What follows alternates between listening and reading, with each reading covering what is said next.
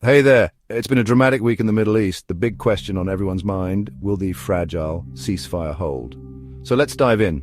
Tomorrow, on February 15th, Hamas is set to release three more hostages: Alexander Troufanov, Yair, and Sagui Dekel-Chen.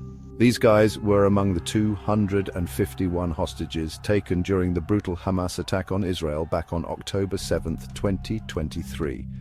That attack alone left about 1,200 people dead.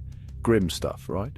The ceasefire, brokered by the US, Egypt and Qatar, has been hanging by a thread. Since it began on January 19th this year, we've seen 21 hostages already released in exchange for 566 Palestinian prisoners. But it's not been smooth sailing. Just a couple of days ago, Israel threatened to resume bombing if Hamas didn't stick to the release schedule. There were delays, and Hamas blamed Israel for violating the ceasefire.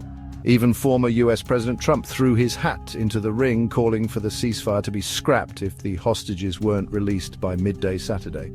Talk about high stakes. The conflict has taken a devastating toll.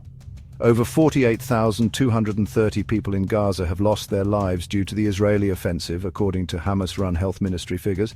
Meanwhile, 73 hostages from that October 7th attack are still in Gaza, plus 3 other Israelis who've been held for over a decade.